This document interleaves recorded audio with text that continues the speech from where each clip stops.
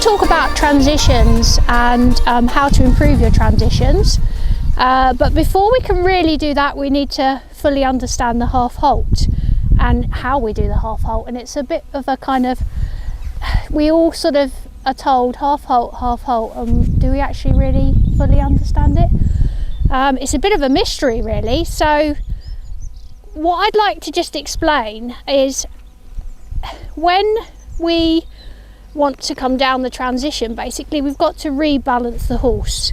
So a lot of the horse's weight is on its forehand naturally, so we're always having to rebalance and put the weight back on the hind leg. So the half halt does that basically, but how do we get there? So it's done from a closing of your leg, and as you close your leg, that makes the muscles contract and the pelvis tilt forwards, and then the hind leg can come under a little bit more, and as that happens, the chest and the withers rise, and it feels like they kind of grow a little bit. And then as that happens, they come into your hand onto the bit, and you get a yielding feeling and a softness through the pole. So sometimes we sit here and we go, oh, he feels so stiff and I can't bend.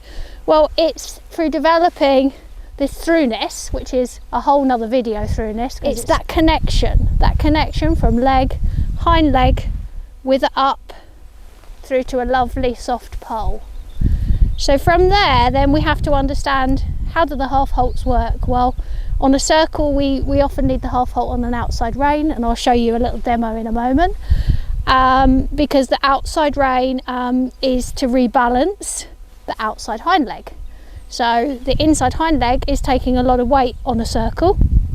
So if we start fiddling with the inside rein, we're going to disrupt that lovely sort of circle, that throughness, that connection, all those weird words that we hear and we don't really understand.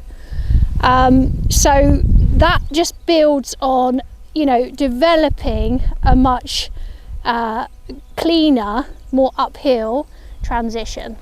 So we're talking about preparing for transitions and trying to get that more uphill feeling in the transitions. And of course, understanding the half halt, that's going to really help us with the transitions, and understanding how to do the half halt and where to do the half halt. And you can do hundreds, thousands of half halts. It's just a balancing technique really. It's engaging the hind leg, getting the horse to take more weight behind. On the circle, the inside hind leg is going to be taking more weight. So the last thing I want to do is a half halt with my inside rein, because I'm going to block this inside hind leg. So the half halt really comes from thinking, close my leg, engage my seat, half halt the outside rein. So you almost come back, like take the weight more back on the hind leg and then allow the horse forwards again. So I'm just going to show you that going from trot to walk. So trot, and if I just slam on the brakes and come down to walk, he's going to be on the forehand, he's going to be unbalanced. If I engage my leg, my seat, take a little half halt, we get a nice smooth transition that doesn't take us too much on the forehand. So then we go back up to trot, and even here in the trot I can just take a little half halt on the outside rein. It's almost like you're coming down the pace, but then you go forwards again. So engage the leg in the seat, little bit of outside rein, and you engage the hind leg and then forwards again.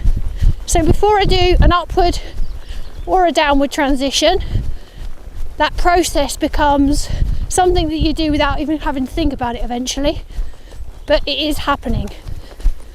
So as I go up to canter, little half halt, rebalance, do that bit again, up to canter, little half halt, rebalance, take the neck down, and as I come to trot, leg, seat, half halt. So there you could see he was running. I didn't quite catch him in time, so I could have helped him a little bit more there. So back up to canter, back down to trot, leg, seat, half halts, keep half halting to rebalance, and then back to walk, same process. So I just want to explain that the half halt isn't just always done on an outside rein, that also when you're on a straight line in trot there, you need to engage both hind legs. So the half halt is done in both hands. Then here it'll be more my outside rein to half halt to make the turn. And I'm going to be doing loads of these all the way through to rebalance. And then as I come into the turn again, half halt on the outside rein here. And as I come onto the straight line, I'm thinking I want both hind legs underneath me. So here comes the half halt. Down into a walk, half halt both reins. And it's that leg, seat,